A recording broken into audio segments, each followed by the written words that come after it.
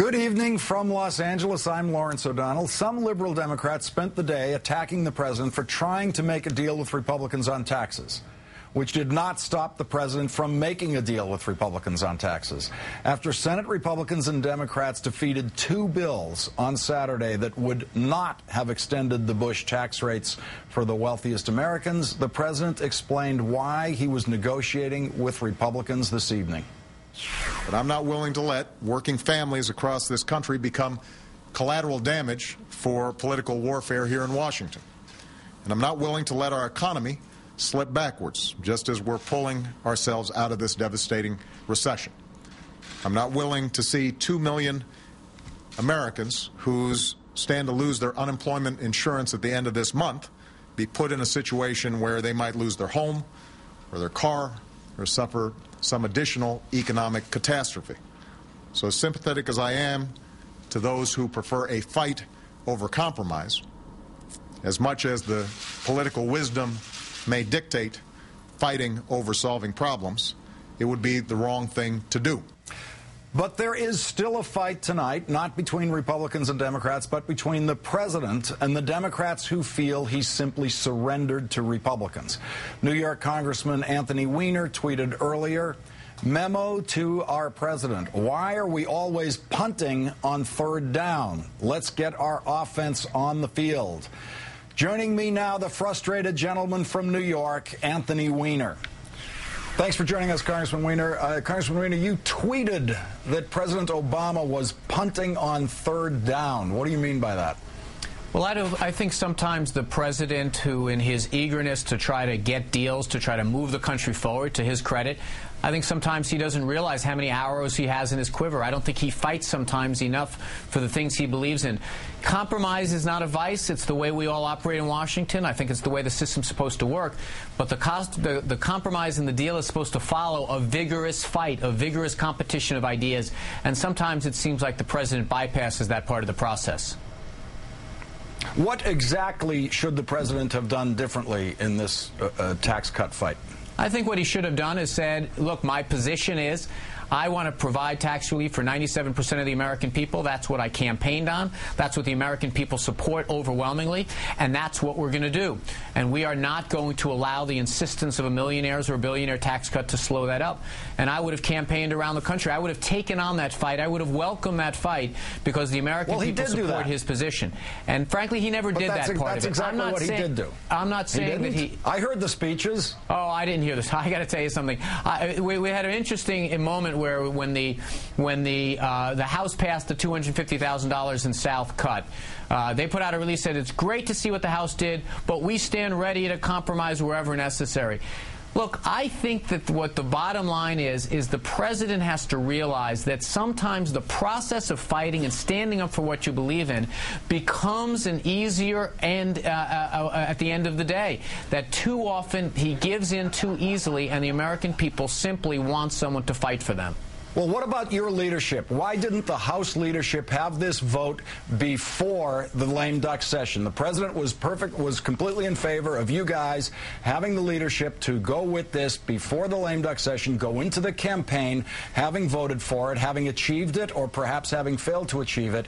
But your leadership in the House refused, very emphatically refused, to take this tough vote during a congressional campaign year. Well, I think that was a mistake. I think one of the things we learned going into this campaign is that we were too afraid of our own shadow, that we were so tied in knots about trying to keep this coalition in place or these blue dogs or these new Dems that we lost sight of the fact that there are some basic democratic values that we should have been fighting for, and that's fairness for the middle class and those struggling to make it. There's no doubt about it. The way we proceeded leading up to the election muddled whatever message that we had. But only the President of the United States can really make this fight. You have to be the president standing up and talking to the country to make something like this happen. And let me say one other thing. The president has to stop seeing vote counts as static things. They're not. The president can change vote counts by going out there and working the hustings and making it clear what our message is. Very few Americans today know what in his gut the president believes in. Tell me what he could have said to Joe Lieberman to change Joe Lieberman's vote on the top tax rate, representing the state of Connecticut, where they have a lot of top tax rate payers. What could he possibly have done to change Joe Lieberman's vote. And by the way, Russ Feingold, who also voted against the Democrats. Well, let me tell you something. For one thing, you don't take Joe Lieberman in and have a conversation with him over tea at the White House. You go to Connecticut. You go to the University of Connecticut. You fill up their stadium with people like you did during the campaign, and you make the case. You say to the people of Connecticut, every single one of the residents of the nutmeg state or whatever the heck it is, you're all going to get tax cuts. The only question is whether we're going to treat the $251,000th as tax-free, the millionth dollar as tax-free. That's the only question, or tax-reduced. He doesn't do that because I don't think he realizes that that's a way that you change a senator's vote. The same way it didn't happen during the health care debate, it didn't happen during the tax debate. And it's not because I think the president's venal. I want him to succeed. I'm not like Mitch McConnell. I don't want him to fail. So this is advice coming from someone who would follow his lead if he led that charge. And the other 5 on that list, Joe Manchin and so forth, go to each one of those states. You think there was any way to get this new senator from West Virginia, Joe Manchin, to go with you on this vote? Well, perhaps there was, but we're not even having the fight. You're asking the question is if you engage in the fight, you eventually have to make accommodations and compromise. Perhaps you do. Did I miss? Okay. But I seem to have missed the fight part of this, and I think that's what a lot of people are responding to tonight.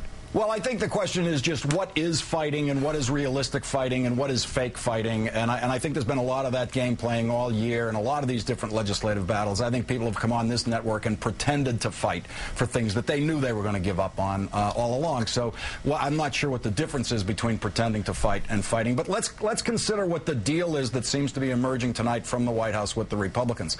The deal seems to be a 2-year extension on the current rates for everyone, including the top tax rate, and then in exchange for that from the Republicans, a 13-month, over a year extension of unemployment benefits, as well as other tax breaks, including an expansion of the earned income tax credit, which is for the poorest people who file with the IRS. These, to me, look like some very significant achievements in the negotiating by the White House. Do you think this deal is worth it under the circumstances, given that there are at least 5 Democrats in the Senate who weren't going to vote for the Democratic version of this?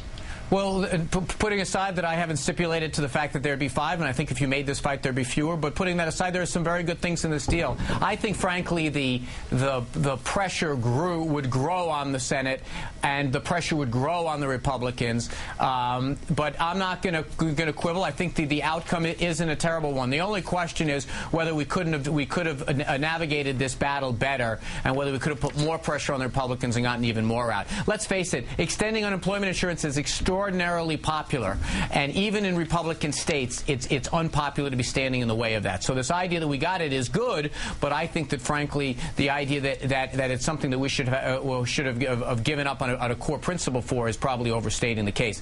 I think that there are a lot of things in this package that are obviously very good that I like. And just to clarify strategically, are you in the camp that says the president should have been willing to allow the rates to go up on January 1? If he couldn't get the deal he wanted, he should have fought all the way to the point of not getting a deal at all? Or are you simply saying there was more fight to be had here, nothing wrong with taking this all the way up to Christmas Eve? I would have taken it even further. I would have taken it clear into January and say because of the Republicans, your taxes are going up because they wanted to put millionaires and billionaires ahead of you. Look, I'm in the camp that believes the pressure built on the people asking for the irresponsible, unpopular thing, which is the Republicans. Congressman Weiner, thank you very much for your time tonight. Thank you, sir.